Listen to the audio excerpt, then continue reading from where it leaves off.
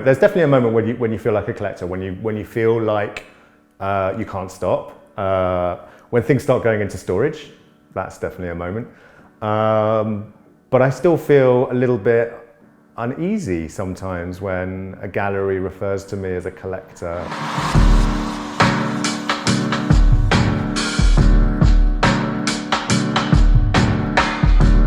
I don't worry about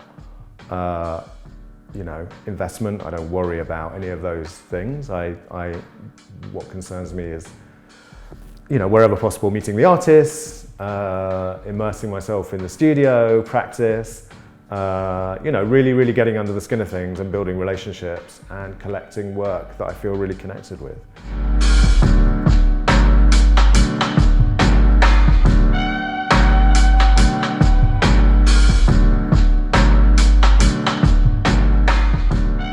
It's having that direct relationship with the artists. I mean, there's a lot. I've done studio visits with more established artists, and it still feels like you're walking into a showroom situation. So they are presenting themselves in a way that's very self-conscious, and I understand that the artist has to have the spiel, the shtick, but sometimes it can be too practiced. And I think with emerging artists, you're not quite there yet, and you get a much more honest and authentic relationship with them, and I think that for me makes it much more exciting.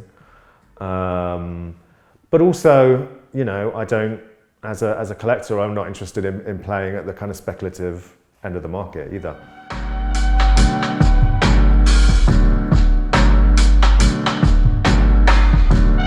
I mean, to get most paintings up on the first floor of this house, we need to unstretch them. Which is half a day of your time just to move one painting. Does it become part of your identity was the question. I think it inevitably, because it becomes a part of your life. Storage, displaying, shipping, all these things are it's a job in itself, looking after it. And I think there is probably a limit that you get to where it becomes inhumanly possible for you to actually maintain a collection yourself.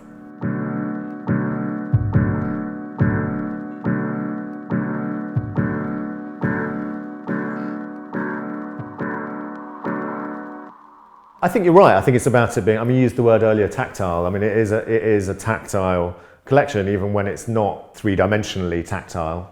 I think probably a theme that's probably fairly consistent is that it has a certain humour to it. It's not entirely serious or austere.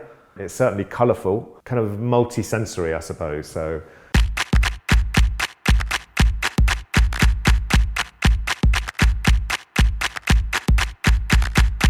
I think is really important is performative. I think even when you look at some of the static paintings in the main house, some of them are very, very performative, so you can see that the artists' gestures have been beyond the hand and the wrist. They've been very kind of physical. You want me like I want you, so what have I got to do to get around it?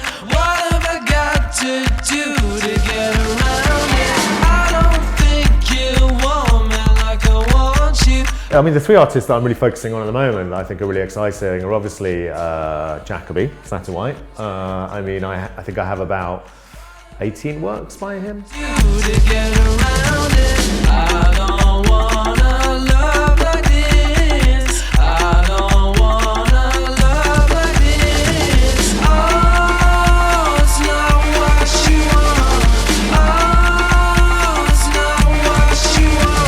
David Grantina, who's a Latvian artist who does these incredible sculptural works that are very, very imposing and very seductive, using very modern materials, kind of metallics and fabrics and pieces of wire and found materials, but to create these kind of very bodily, weird sculptures that seem to come alive and occupy a space in a very special way, like the one we have in our bedroom, which is kind of connecting the ceiling to the floor, and it's this kind of weird fish-like or kind of underwater-like kind of creature that hangs in the middle of the room.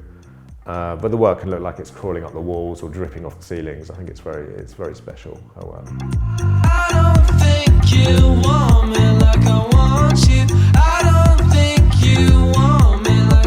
is Samara Scott. She creates work that's normally very kind of ephemeral.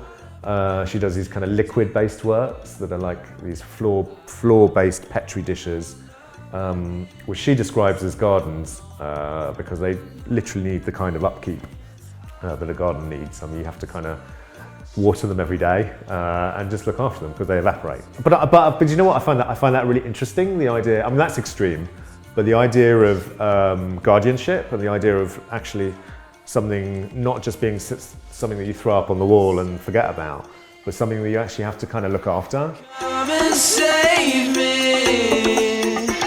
Come and save me. Come and save me.